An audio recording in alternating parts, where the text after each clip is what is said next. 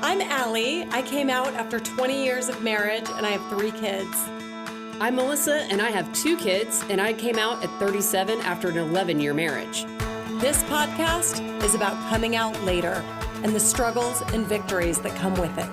When coming out feels like the end of the world, but it's really just the beginning. This is the Lesbian Chronicles.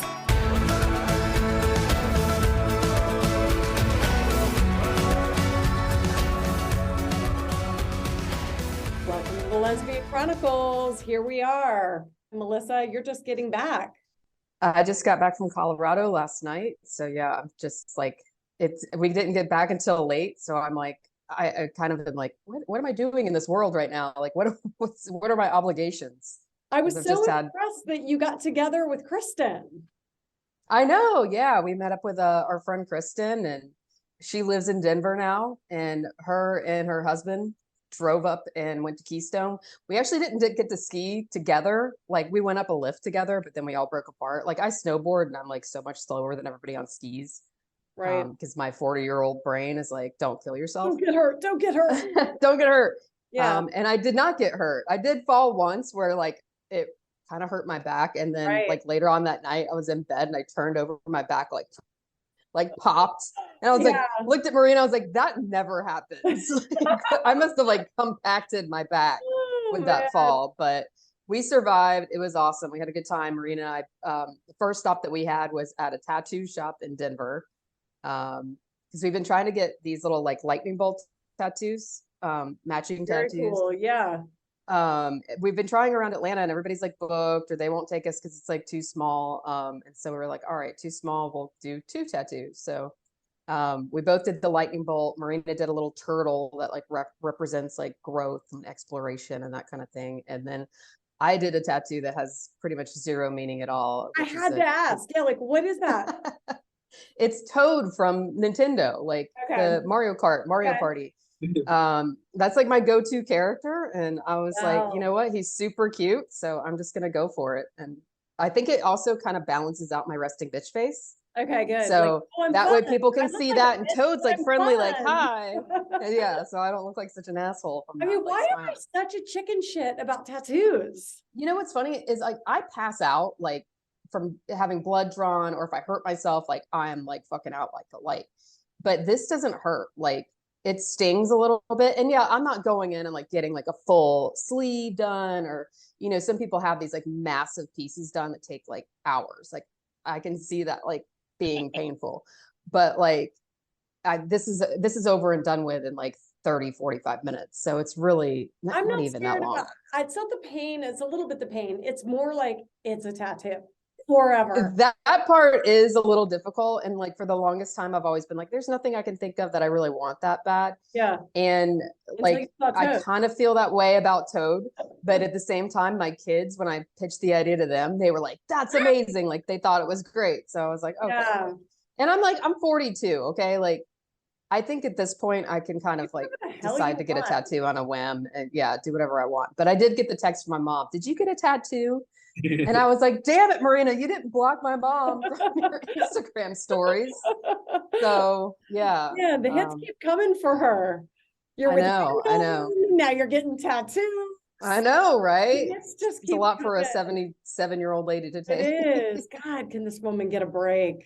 Right. Now, we have a guest with us today, Zeno. I just saw you raising your hand about the tattoo factor. So what can you tell us? Do you have a tattoo? About tattoos? Yeah, I've got a few actually. As he takes off his shirt. Yeah. Right? I've got some on my legs, but I do have 2 full. Damn. Okay. Yeah. Yes. See. Oh my God. And I would imagine my elbow dip right here. I've got one on my actual elbow. On your elbow? Yeah. Yeah, I'm gonna take my pants off. So I've heard that the elbow is really painful. But you know what's funny is the one that I just got was on the back of my arm, and that's the most painful spot I feel like I've gotten. Yeah, the inside of my arm right here was probably the toughest. I definitely felt like all of my nerves sort of like shooting up into my chest. Like I felt in places where I wasn't getting tattooed. Oh my God. And that's a lot longer. Like the detail that you have there, that's like a long haul. Yeah, this was like multiple sittings over the course of a couple of years. Mm-hmm. Wow. Well, it looks really cool. Yeah, it does look really cool. What's your favorite one and why? Um, It's like a man, I child, like all my probably. You're tattoos. like, how do I pick my favorite child? Right? Yeah.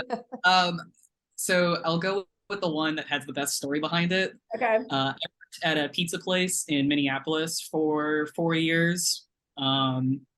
And we had this saying because we were open super late, like an hour past bar close. So like our busiest hours on a Friday or Saturday would be from like 2 a.m. to 3 a.m. Oh yeah. And so we would say to each other, you know, it's just pizza. It's just pizza. It's not worth stressing about. It's just pizza. I like that So motto. on That's my a life shin, motto.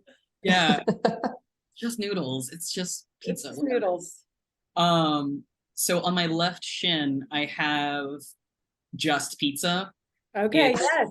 it's the Lady Justice, and instead of a sword, she has like the wooden pizza paddle that you use to take. Oh my gosh. I like And this. instead of being blindfolded, she's got a pizza on her head and her eyes covered by pepperonis. Man, that's amazing. It's like a metaphor for life.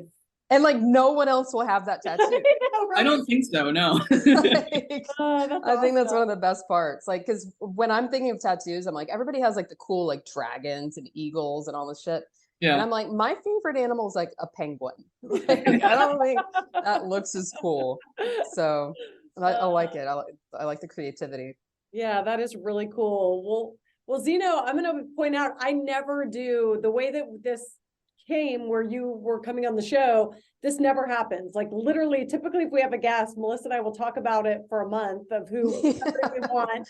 Like, we should really get so and so on. And Yeah, we should really do don't. this, and then we never do it, or we might do it, but it's like a year later, or whatever.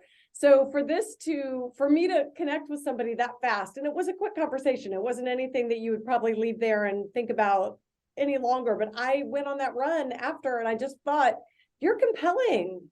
Oh, thank you. Like I liked meeting you. I enjoyed my space at the park for that short 15 minutes or however long I was there, and I enjoyed it because you were there. Oh, thank you. Yeah, you're kind of like this. I like having I hate having small talk. I like having like medium to deep talk, and Sure. we went right to medium within like 10 seconds. You were vulnerable, and I don't know, I just liked you. So anyway, thanks for coming on. Hey, thank you so much. Honestly, I hate small talk too. You can only talk about the weather so many times in a day. Right. And you do get to know people better when you start digging under those layers. And Yeah. I've definitely found that my life is better when I'm vulnerable. So sure. yeah, and I'm like so pleased to be here and to share my experience and chit chat with y'all. I love it because I think you will speak to a lot of our listeners and enlighten us, because I think Melissa and I were in straight marriages for a long time. We came out late, and I say late, I was 40.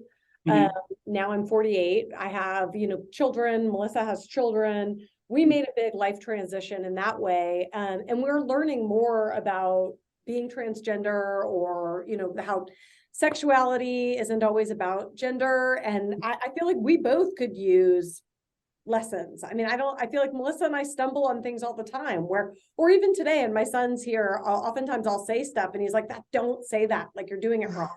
Like I know that, and it's because I don't always know. So, I'm so excited to have you on, and I want to kind of just hear about just a little bit of like history of like when you started having these feelings and what happened.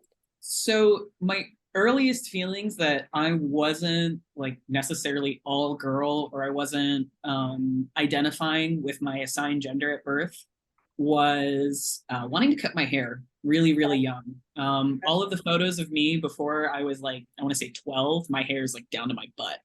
My parents were divorced when they were separated when I was 2, divorced by the time I was 5. And there was a very specific agreement that was made that's like on paper and signed and notarized and whatever, that said neither parent will change the appearance of the child, me, without the other parent's consent. So the length of my hair was a really, really big issue for me, like Let me, was this related to, they were already wondering about your sexuality, or was No, this? not at all. No, I think that is kind of In like a general. common thing to Okay. put into like a child custody agreement. Like Okay, no I one didn't have can, that, so that's you can't take them off and, you know, get their ears pierced without consulting the other Okay, parent or okay, get got it. some major haircut, that Got kind it. of thing. Like, so when I was 12, I got my hair cut from my butt to my shoulders, and that fueled this whole nother like custody battle for my dad. He's like, you violated the custody agreement, blah blah blah. It was all stupid.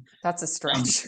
Yeah, well, I think kids should be able to express their like how they want to appear without necessarily having their parents, I don't want to say consent, but you know, if I want to have short hair, it shouldn't be such a big deal. Mhm. Right. You know, it's my body, it's my hair. Mhm. But my dad comes from Puerto Rico, and in some Hispanic cultures, having long hair is a symbol of beauty for women. And so he wanted me to have long hair because he wanted me to be his beautiful little princess. And then in that time period, is your mom like saying, oh my God, you're ridiculous? Or is she kind of just kowtowing? A little bit of both. Like we both Yeah. agreed that my dad was crazy and Yeah. manipulative and all of these other not nice words. But I also recognize now as an adult that there were certain things that my mom just didn't want to deal with. And so it's like, yeah, we're not going to get your hair cut. Or, you know, she was the one who took me to get my hair cut up to my shoulders. And she thought that was within reason. So it wasn't necessarily kowtowing, but also trying to like compromise with me who wanted shorter hair. So that was sort of like a big, like I said, a big thing growing up. When I started hitting puberty and I started like growing breasts and whatever, I remember looking at myself in the mirror and just thinking, like, ugh, gross. Like, I don't want this. Right. And so having top surgery has always been at the forefront of my gender transition. It's always something that I've wanted. It's something that I was able to achieve a couple of years ago. I'll be coming up on my second TE anniversary in March. Okay. Did you know that like when you started to develop and everything, like did you know that that was an option for you to one day be able to know? Not quite. I was definitely like my mom's side of the family was much more open-minded. She works in a family law firm, and so I've heard all kinds of stories about how they were able to annul marriages because Pennsylvania didn't recognize same-sex marriage once upon a time. Plenty of gay friends, et cetera, et cetera. And I was definitely aware of transgender women as a teenager, but actually not transgender men. I was thinking about that this morning. Funnily enough, I was at my dad's house watching TV super late one night, and I ended up finding this special about a gal who was undergoing bottom surgery. So she was assigned male at birth, and she was having a procedure to basically invert her penis, which I think is so cool, but also kind of funny. Like, not funny that transgender people are funny, but funny in the sense that I came across this content while I was at my dad's house. Yeah. And it's sort of out for debate. Like my dad passed away in 2014, and he never knew that I was transgender. Like I started my transition in 2018. So again, the jury's out whether or not he would have been happy for me and said like, I'm proud of you for finding your truth, or like, oh my gosh, I can't believe that you're not my princess and you're not this person that I've always wanted you to be. You've been taking tea since, you say 2018? Yep. It'll be 2023, 5 years also in March. What was that process like? Because don't you have to go to a doctor and like? It's a little bit, it has changed a little bit in Georgia. It has gotten easier for people to start testosterone. Like you don't have to get a letter from a therapist anymore. But that was my process. I did have to see a therapist who deemed me like mentally stable and blah, blah, blah, blah, that I wasn't flying off the handle, for lack of a better term. And so I took that to an endocrinologist who then was able to talk to me about my testosterone levels and how to start that whole process. And I remember my first shot, I wasn't afraid of the needle. Let's put it that way. My dad was diabetic. I saw him taking his insulin pretty regularly. And so I had a pretty decent idea of what an intramuscular shot looked like, not necessarily felt like, but, you know, common enough that it could be an everyday thing. I was taking testosterone initially once every 2 weeks, and then we upped it to once every week. And from there, it changed the cc's that I took, because I want to say about 6 months into my transition, I started having like these weird heart palpitations. Oh, wow. So I was having, I had too much testosterone in my system, like 2 or 3 times the amount that an individual assigned male at birth might have. Oh, man. Wow. Yeah. Superman. Yeah. It was causing like an increase in red blood cells, and my heart was having a hard time with it. So when I was taking my shot, I felt like I was coming up on drugs, and I had all of this energy and I could just run a mile and go forever. But that's not the way it's supposed to feel. Any like moods things, like where it was like your mood was affected? Oh, absolutely. My anger and my like reactivity was intensified greatly. I have a Was that because of the too much, or was that in general, like anyone? Just in general, because I was going through puberty again. So okay. I was 27, I want to say, when I started testosterone. And I don't want to say my biological clock, but essentially I was going through the puberty of like a 13 or 14-year-old male. Did you know what to expect? So when you were like having this like anger, it's like you knew that was going to happen, or was it like, what the fuck is this? Yeah. Did they tell you? Mood swings are anticipated. Like they definitely tell you, hey, be aware of this. And I can only speak to my own experience. I don't know what it's like for other transmasculine people. I also have a condition called misophonia, which causes a certain amount of reactivity to noises, and a weird fight or flight response to certain noises. So that plus testosterone was a bit of a mess. Right. but we got through it. And having a therapist definitely helped. Like I've had a therapist all through my transition. So I've had somebody to talk to. I have enough self-awareness, thankfully, to say like, okay, I know that this isn't right, but I don't know if I have the tools to like figure it out, get around it, make peace with myself, forgive myself, et cetera, et cetera. How have you felt like since like starting to notice that just the physical attributes change? I'm still working to get my body to a place where I feel comfortable in it. Like I have gotten pretty close, but I definitely see it as a journey that I'm going to be on for the rest of my life. But this fits. Like once I remember agonizing for a couple months, like, do I want to start T? I don't know. I'm a little nervous about it. I kind of just got comfortable with being feminine. What the fuck? But once I applied some of my experiences as a child with the lens of, am I transmasculine? Am I supposed to be a boy? So much stuff started falling into place. Like my mom had this weird, funny thing when I was younger and precocious and always asking why. And she's like, you'll understand when you get your mommy handbook. She had this like mysterious mommy handbook that had all the rules in it. And I remember sitting in the car once upon a time thinking like, I'm not going to get one of those. Like, I'm not going to be a mommy. It doesn't make sense. Yeah. So it just fits. It feels right. Is there any feeling around like you build up in your head all these years of like, someday I'm going to start T, or someday I'm going to have this surgery, and then it's like I don't know, like you get it. And then you're kind of like, okay, kind of to your point, I'm not where I want to be yet. That it's like disappointing sometimes. Yeah, definitely. So in the last year, I've put on, I want to say like 40 pounds. So I am like much softer in certain areas than I'd like to be. And so that's why I say that, this journey is going to go on for a while.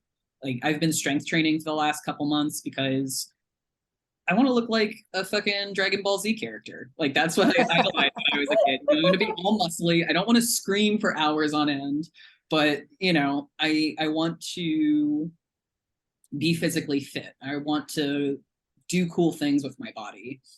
And so, yeah, like sometimes when I wake up in the morning and I take a shower, I look at all the fat that's on my hips right now. And I'm like, this doesn't align. This doesn't fit. That's everybody to some extent, right? Sure. Like, yeah. And so I look at my muscle mass and I'm like, this doesn't feel right. And I've even thought about recently like stopping testosterone. Like I was saying that I had just gotten comfortable with my femininity. My hair was super long. I was playing around with my clothes to experiment with gender a little bit. I'm like, do I want to keep taking testosterone? Like, is this body hair really what I'm here for? Right. Yeah, that's interesting because you kind of went that way and then you're questioning still. Yeah. And like I said, it's an ongoing journey. I think with life in general, even if you're not trans, it is an ongoing journey. You're always finding things out about yourself. You're always finding things out about the world. I think it's easier to go through this life having a bit of flexibility in the way that things are, quote unquote, than to be super rigid and say, no, this is the way that they are. Well, could it be fluid to some extent? Absolutely. Okay. See, I've never heard someone say that. That's really interesting because there's some safety in that of like, I don't have to make any decisions that, if tomorrow I change my mind, I can like, I don't know, like live with that for a minute. Like, I think in the greater debate about non-binary and trans people, you'll hear like, oh, these pronouns are so hard, or like, oh, this person's name, like I've known this person for however many years as such and such, and now they want to be so and so, and that's confusing. And I'm like, it takes zero effort to respect people. If somebody wants to be he today and she tomorrow, and maybe they in between, no problem. Right. My ex had 2 kids, and the older one is identifying as non-binary. One week they would be he, another week they'd be she, and more often than not, they just want to be they. Right. And I think y'all might be able to speak to this as parents. Like, kids change their minds all the time. Oh, right. Now, and he definitely does. Say hi, Owen. But I also feel like, as far as exploring that kind of thing, like all throughout your life, like I don't think people are really given permission to do that. It's kind of, it's like for us coming out, I remember thinking like, well, I already made this decision that I was straight, when I was your wedding. Yeah, like that was my in front of everybody. Right. So it's like it feels like you can't change your mind, or you're not allowed to like kind of go back and forth. And I think a lot of people also with coming out later, they start to explore their presentation, their gender identity, in some kind of way, and start to realize that's a spectrum too, just like your sexuality. So absolutely. Talk about that a little bit. Like this, I think that was one thing like my kids have tried to educate me about, but like how sexuality layers for you with your gender, or like when you were saying you were starting to feel good feminine, like how did sexuality play a role in that and in this process, or does it? Is it two? I know there are 2 different things, but for you personally, how does it? So sometimes I use this metaphor that life is kind of like a soundboard. It's a bunch of switches and knobs and levers. Some stuff gets turned on and off and has that binary, but other stuff, there's a little bit of play in between. Okay. And everybody has a different sound setting, essentially. Everybody has different levers switched, knobs in certain positions, blah, blah, blah, blah. When I was a teenager, I got teased and was called a lesbian. And I knew, like, I'm not a lesbian. I know that I don't just like women.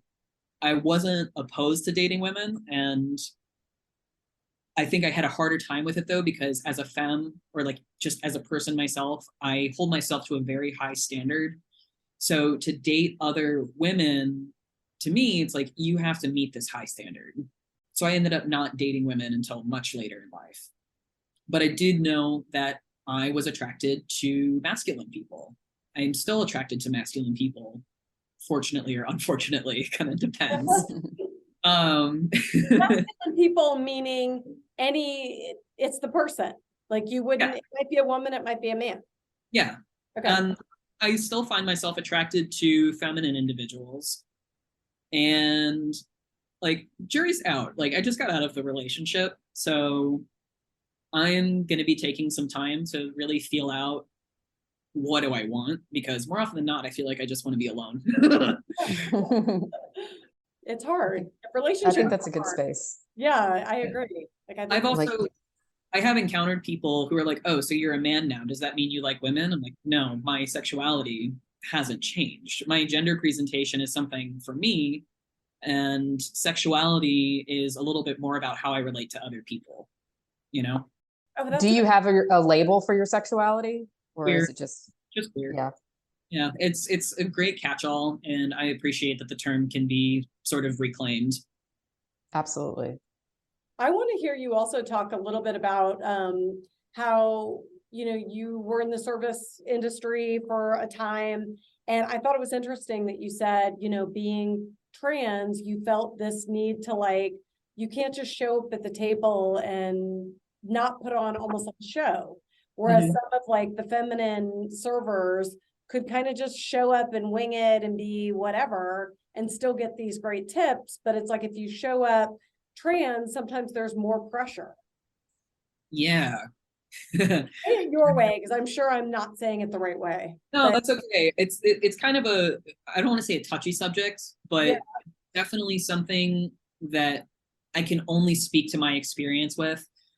And I'll sort of start with the conversation that we had at the dog park, yeah, which was me saying, I was working as a server in a restaurant that had a tip share.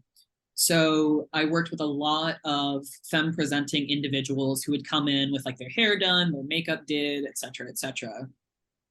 And they would be able to come to the table, be a bit more demure, not put on the show, still have to be educated, like they still have to be a good server. But if they were feeling like bad vibes about a table, or like the customer was trying to get their number or like was being inappropriate in some capacity, right.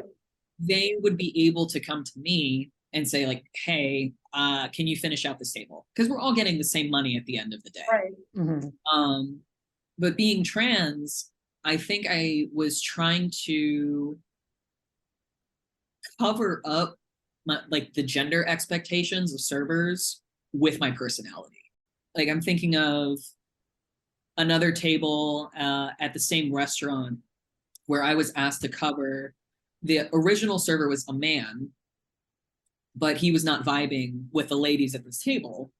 This server, I remember he was a teacher, very professional, very knowledgeable, very to the point. But for whatever reason, like the table themselves were just not having it. So send Zeno in. Zeno's bubbly, charismatic, gonna try and make you laugh. And I was able to, like, it was still a tip share, so I was able to save the table. But I'm also thinking of this party that we had. It was like a 20 top, and there were kids at the table. This is like in the middle of a Saturday afternoon, and one of these boys under the age of 10 couldn't say how old they were. It's like, are you a boy or a girl? It's like, Right. That's a good question. Do you feel like it just rolls off now, or is that bother you? It has bothered me in the past. Like Okay. I do still get misgendered, and sometimes people see she. I think because I'm a very pretty boy, which I mean is great. Like I've always wanted to be like a Legolas type, so it fits. All right, fine. But yeah, being put on the spot like that is just, it's kind of weird. Like you don't know where that's gonna go. With kids, I think it's a pretty innocent question. They just want to know because they don't. And then are the parents jumping in? No, it was like dead silent. That was the most awkward part, was having like 20 sets of eyes on me. Like, are you a boy? Girl? We haven't been able to figure it out. Yeah. Wow. And what did I say to them? I think I said I was a monster. Like I'm whatever. I'll deflect with humor all the time. That's funny. Yeah. That is. I was like every now and again, because my partner has really short hair, someone will say, well, this just happened to Melissa at my house. Oh, I get mistaken for a little boy. Like it's happened to me like 3 times now, and I have long hair. Yeah. So yeah, but it does bother Maria. Like if somebody says to her, sir, she'll like get in the car with me and be like, oh God, why did that just happen? Like I shouldn't wear hats because people think I'm a boy. I mean, life is kind of a theater, you know? Right. And if you want to dress up and pretend to be a boy, like that, you wouldn't be the first person to do that in history. No. Like I'm reading a fiction book right now by Christopher Moore called The Serpent of Venice. Okay. And there's a character, her name is Jessica, and she dresses up as a boy pirate. Like she, you know, binds her chest, hides her hair, because she's trying to not be seen as female, you know? Right. Well, and that's just it. Like transgender people have existed forever, Yeah. but it's now more so that people are just talking about it. Sure, yeah. Do you feel like the world is coming around, Zeno? Like where do you stand on that? In the grand scheme of things, I think people are more concentrated on what divides us rather than what unites us. And so I get pretty frustrated with the gender and sexuality conversation, especially because the people pointing the fingers tend to be the ones perpetrating the crimes. Mm-hmm. At the end of the day, trans people just want to be happy. They just want to feel comfortable. A trans woman getting a boob job isn't really that much different from a cis woman getting a boob job. Yeah. You know, like me having a double mastectomy is what it is. Like people who have breast cancer get double mastectomies. Is it really that big of a deal? I do think the world is coming around. I think that the internet, and let's put it this way, I think that the internet has opened us up to so many different experiences that it's much harder to ignore trans people or the other goings on of the world.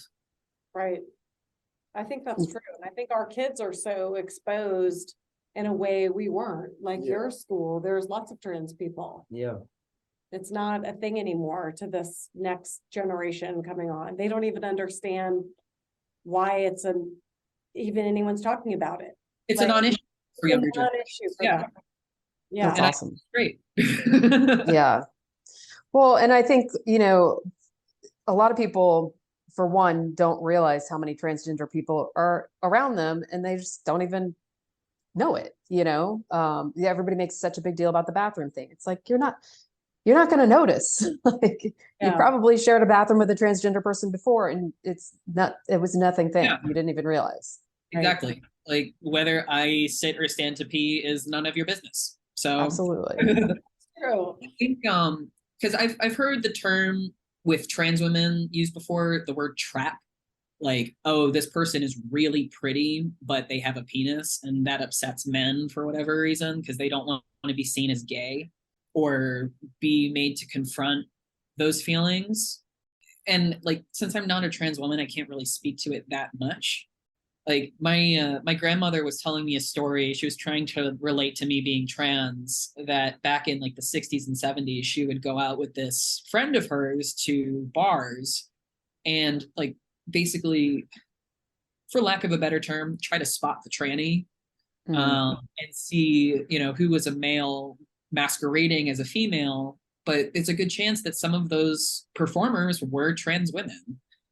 And I really didn't appreciate that conversation, because our existence isn't a spectator sport. It's not a joke. It's just our existence, you know?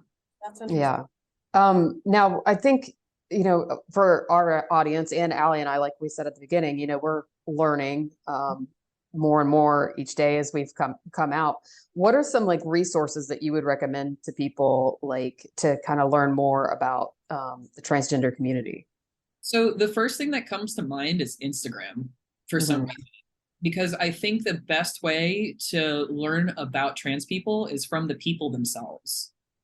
And I'm not saying that every trans person has to be an educator to the world at large, or, you know, trans people owe anything to anybody. Like I might not respond to some rando in my DMs who's asking me these types of questions, but there are definitely there are definitely people who share their transition experience over the months and years and share their journeys.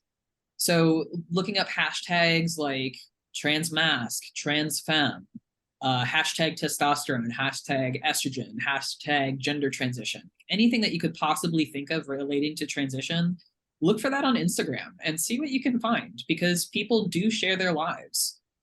For people who are like unsure of their gender or are thinking about coming out and having supportive families, like the Trevor Project is a great resource. They also have a security measure set up on their website. So if you're browsing on the family computer, you can tap escape 3 times and it'll open up, it'll like redirect you to Google and open up a new tab really fast and just take you. Really? That's awesome. Absolutely. Yeah, definitely check that out, because what really sucks is that despite, like, you would hope as parents, like, that other parents would just like love their kids unconditionally. Absolutely. You know, not think twice. Like, sure, transition is an adjustment, but imagine what the trans person is going through too. Because there is a fear of, is my family going to accept me or not? Are they going to kick me out? Are they going to beat me? Like, that's really fucking scary. That is scary. If you bringing up Instagram made me remember this person that I follow, Pink Manta Ray. Yeah, familiar with his handle. Yeah, he's great. Like, he really does a lot of like videos kind of explaining terminology and like what's appropriate and that kind of thing. So that's just there's another handle, a gal, it's just say SK, the letter S, the letter K, and she is a feminine person who had top surgery and shares a lot about like transgender facts, autism facts. I really enjoy the content that individual shares. Yeah, good. I mean, it is so true. Like, now with like the internet, TikTok, Instagram, all that stuff, it's like we have the ability to learn so much more about this. It's just a matter of taking the time to educate yourself. Yep. And dig in. Would you say a lot of trans people don't ever have the surgery? Or any surgeries? I mean, I would think if there is a financial burden there and they may not have access. I think the extent that people modify their bodies to fit within their gender identity is definitely limited by healthcare and access to funds. Like, I see so many people crowdfunding their surgeries. I crowdfunded part of my surgery, and I'm very lucky to have people, right? I feel lucky and grateful to have people who are willing to contribute to my cause. Right. Called it my bodily temple remodel. That's awesome. I had a therapist who was not a very good resource, but she was asking me if I wanted to have bottom surgery, and I'm like, that's kind of not on my radar. Like, just because I'm transmasculine doesn't necessarily mean that I want to have a penis. For some guys, having a prosthetic works. I knew a trans gal who had a procedure called an orchiectomy, which is the removal of the scrotum and testicles. And that seemed to work for her. Like, bottom surgery for me as an AFAB could just mean a hysterectomy, so that I don't have menstruation anymore. And there is one trans individual on Instagram who got it covered by his health insurance because as a man, as somebody with an M as their gender marker, it was covered by the insurance because a man shouldn't have a uterus, technically. Oh, wow. Yeah. The technicality. Yeah. It was like, there's got to be some way that these procedures could be covered. Definitely. I think that there's funding. Like, that to me feels so good. It's like your community supporting. Mm-hmm. That's so lovely. Yeah. But I also feel that it shouldn't have to be that way. Right. It should not have to be like that way. Every healthcare company that I've had to experience, like, I've had to talk to HR or somebody on the other side, and it's like, listen, I'm going to the OBGYN because I'm trans. I have these parts. Like, if I were AMAB, this shouldn't be a big deal, because if I was AMAB, you'd be paying for like a proctologist or whatever it is that, man doctors have. It's just a different kind of care. I'm just a slightly different kind of human being. I still have a body. I still have parts. I still need healthcare. I mean, that's tough too. Like, I guess, like, I'm sitting here thinking, like, this sounds like it would be like really mentally taxing to kind of have to like constantly explain everything. Not just explain everything, but like having to look at a body that doesn't fit every single day and not knowing when you're going to be able to take care of it. That is stressful. That's emotional. Stressful. It's I think the term that I've heard used for it is daily damages. You know, it's really small at a certain point or in some capacity, but every day that it happens, it builds up. Or I don't know if y'all are familiar with spoon theory at all. No. Lightness. So spoon theory is terminology used by autistic folks and other disabled people to say, I've only got so much energy in a day. Let's say I'm starting off the day with 10 spoons. Doing the dishes is a spoon. Taking a shower is a spoon. Sometimes getting out of bed takes up a spoon or two. Right. And by the end of the day, you're only left with so many spoons, you know? And how you want to use those, like, do I want to use it to play video games for the rest of the night, or do I want to do my dishes? Yeah. And so with daily damages, you're starting the day off with less spoons, straight up. Yeah, because you're exhausted from fighting all these other battles. Mm-hmm.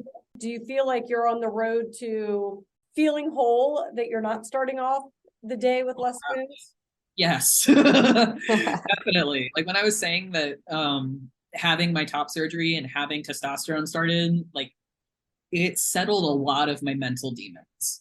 It definitely gave me more spoons to work with in a day. I love that.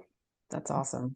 Before we wrap up, I want to hear what's your relationship with your mom now? Because it sounds like she was kind of backing you on the short haircut and all that stuff. Like, where's that stand now? It's great. It definitely, I remember thinking like, oh my God, I have to tell my mom that I'm trans. And I was like sobbing on the phone, like, Mom, I'm trans. And it was no big deal, you know? She's still working on pronouns, but she's also known me for like 26 years as something else. She doesn't slip up with my name anymore. Like, nobody's perfect. Right. It was frustrating at first to be misgendered or dead named is the term. Mm-hmm. Although I did like my previous name, so it doesn't like hurt that much, but that's me. You know, my mom is another human being who's growing and changing just the same as me in some capacities. And so giving her the space to navigate her feelings around it and being vulnerable enough to, you know, talk to her about it and talk to her about, you know, what I want to do with my body. Like, she's family, you know? I love that. That's awesome. Yeah. Since your dad is passed, which I'm so sorry, it's so lovely that she's a rock star. Yeah. No, my dad's a different story, but I do like to think that he would be supportive of me living my truth and choosing to be happy. Who could argue with that? Right. Yeah. Absolutely. Yeah, for sure. On that note, Zeno, thank you so much for coming on. Can people follow you? Are you on Instagram? Yeah, if anybody wants to reach out or follow me on Instagram, my handle is zeen.yo. Awesome. Thank y'all so much for your time. Thanks for listening. Yeah, thank you.